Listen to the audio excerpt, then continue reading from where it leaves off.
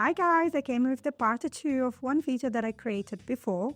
That's about how to identify some common varieties type of orchids that we can buy locally or in garden centers, or maybe to find them at a great price in orchid nurseries around us. Some of these orchids are more popular in some regions than others, but nonetheless, they are the ones that we will most definitely cross our paths with if we grow orchids and if you enjoy houseplants. So for today, I will start with one orchid that it's super darling to some people and other people are not super keen on them. I don't know why, because they not only can be grown on a houseplants because of their beautiful leaves, but their flowers are so exquisite and so amazing. That's definitely one of orchids that I would love to keep growing and to have in my collection. And to top it all off, it's super easy to grow as well. And I'm talking about Paphiopedilum. So how can we identify Paphiopedilum orchids? It's pretty easy. Some of the key features of a laid sleeper orchid are the pout-like lip, unique upright dorsal sepal, and also usually each will come with a single or few flowered inflorescence, and the colors will vary between green, white, purple. There are some Paphiopedilums that can be like yellow. There are many hybrids out there, but most of the ones that I crossed my path with, they were towards the green, whitish shades. For me, with all these sleeper orchids, the easiest way for you to identify it is looking at the pouch, as I said, of the flower. Although the leaves resemble the Phalaenopsis orchid, they are not even similar. These plants, they are not monopodial, and they will not keep growing one leaf on top of the other leaf. When the growth is mature, it will just create, let's say, push out a new growth or a new fern. Similarly to Cattleyas, Dendrobiums, and other sympodial orchids, something different about Paphiopedilum as well is that most species of Paphiopedilum out there, they are terrestrial or lithophytes. They are not epiphytes like some orchids. If we grow them attached to trees, tree trunks, they will probably not survive because the roots need much more humidity around them. That's why when you look at the roots, they are super fuzzy, full of little hair. They are adapted to grow inside the potting mix. So when we offer the air, it's pretty dry for them to keep growing. For this reason, you need to pot it up similarly to some other house plants. When we talk about Paphiopedilum care, I have other videos about it where you talk much more in depth. But here is just to tell you that similar to Phalaenopsis in this case, is the kind of orchids that you can offer some like intermediate to low light. You can grow the Paphiopedilum near dusk. It will be super happy. It doesn't need a very bright light. So you can actually have it inside your home and grow it very easily, but don't leave it in a dark room, otherwise it will not grow. More than that, it's super happy with intermediate temperature as well. It's perfect for our house. It needs its super, like not super, but moist soil or retentive mix, different from some other orchid mix that we have out there. If you have a full bark, I would advise you to add a little bit of moss, or maybe you can mix soil with bark and moss. You can try some like terrestrial mixes with your Paphiopedilum.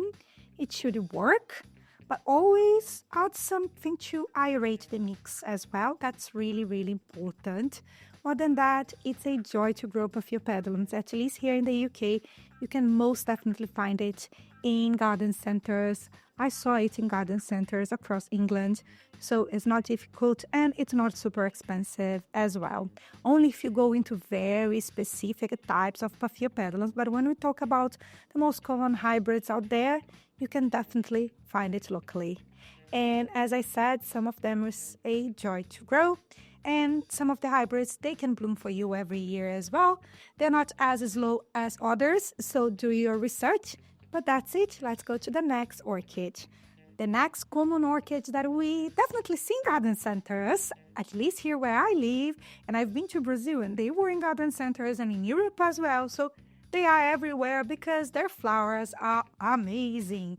People look at Vanda flowers and they are like, wow, it's such a statement piece inside your home because the flowers, they are so large, vibrant, and it's pretty easy to identify a Vanda orchid. So I'm going to talk mostly about the big Vandas, but some smaller Vandas, they have the same type of characteristics, features.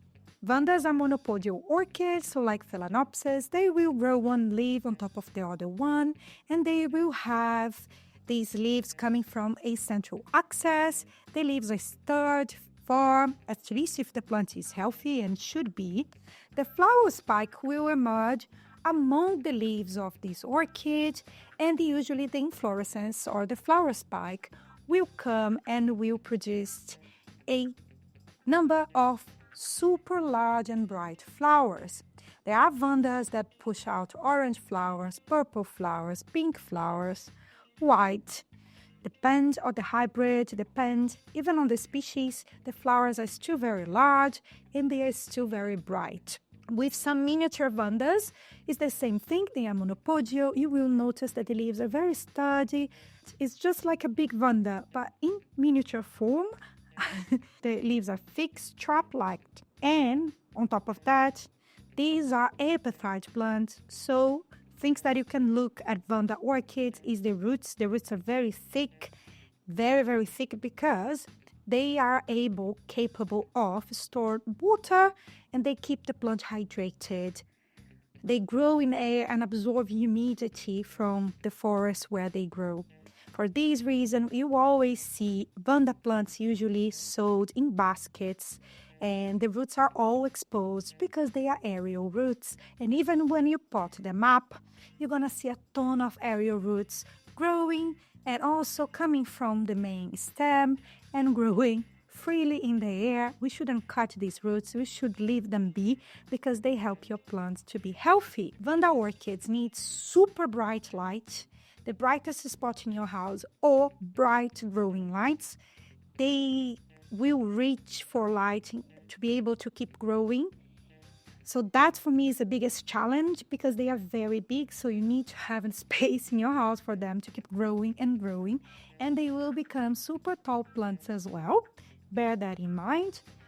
But if you do have a super bright spot and you decide to keep it in basket, you will need to actually soak its roots, maybe each 2 days, maybe every day, depending on your environment. If you pot them up, you will still have to water it very well. And I offer water to the aerial roots as well when I water my plants. They will survive drought periods of times. They are quite resilient in this sense. For them to get dehydrated takes a while, but nonetheless, they need their watering and they need a ton of fertilizer. They are high feed type of orchids. So for you to have healthy blooms, it's advisable for you to actually fertilize your plant using orchid fertilizer most of the time that you water it, or give it some slow release fertilizer as well. In terms of temperature, I don't have any issues with my Vandas. They go in intermediate temperature. They do well. But I think the most important thing for them is to have a ton of air circulation around the root system so they can keep growing and be super healthy. Now, let's go to the next orchid. So this is the last orchid that I will cover here. There are more orchids that you'd like me to talk about. If there are other orchids that are common in your region, let me know down below and I might include in the next video, maybe in episode 3. This one is the last but not least. It's one of my favorite orchids because of how compact it is. They are called Tolumnia. And Tolumnia orchids, they used to be grouped with Oncidiums before because of its flowers that's very similar to Oncidium flower. It has these bilory-shaped flowers, but they are not Oncidiums anymore. They have been grouped separately. They have their own genera. The thing about Tolumnia is you usually find it mostly in orchid nurseries. I've never seen a Tolumnia in garden centers. I don't know why, because there are so many hybrids out there. I don't think it's difficult to hybridize this orchid. And I don't think they are super hard to grow either. But if you want to find Tolumnias, go to orchid gardens and you will find them, most definitely. They are very compact orchids and most of the flowers that they produce will be colorful, butterfly-like flowers. It's very cute to look at the leaves. All of the fronds. Again, this is a case of orchids that when you look, you could think that looks like a miniature vanda or another monopodial orchid, but this is a sympodial as well. It will not keep growing upwards. You keep pushing one frond after another, so it is a sympodial orchid, different from Nelphinicias and other type of orchids. So when the frond is fully mature, you will push out a floral spike. All of these leaves, they are very thick, like succulent type of leaves, because they stored water to keep the plant hydrated. Their roots are very thin, like Oncidian roots, so they are not capable of storing so much water compared to the leaves. For you to spot if your Tolumnia is dehydrated, just look at the leaves. They will be wrinkled and they will show lots of signs that something is strange. Some advantage of Tolumnias is that they are quite compact, small, they will fit everywhere. In terms of its care, you need to offer them some bright light. They enjoy their bright light. And the potting mix has to be aerated. You have to offer epiphyte orchids type of mix because these miniatures are epiphyte, but you need to wait for it to dry out, but not be completely dry at the same time. So you have to moisten the soil, the potting mix. Sorry, not soil, because they are epiphyte, but the potting mix when it's approaching dryness. They hate to be completely dry, but they hate to be soggy at the same time. So the thing with Tolumnia is more about finding balance of the potting mix more than anything. From the moment that they are healthy, that they start pushing out one frond after another, they will keep growing and growing, and at some point they will become a slightly bushier plant. And I noticed that the flower spikes will get taller and taller each time and will produce more and more blooms, so it is definitely a joy to grow. And with that, I conclude my video. I hope you enjoy it. If you want to grow Tolumnia, if you want to have Tolumnia in your collection, let me know down below. If you enjoy any of these orchids or if you want to acquire some of them, also let me know. I'd love to hear more from you.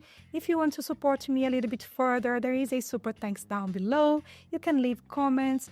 Please like this type of content and subscribe to my channel because it helps me a lot. And I will see you next time. Bye bye.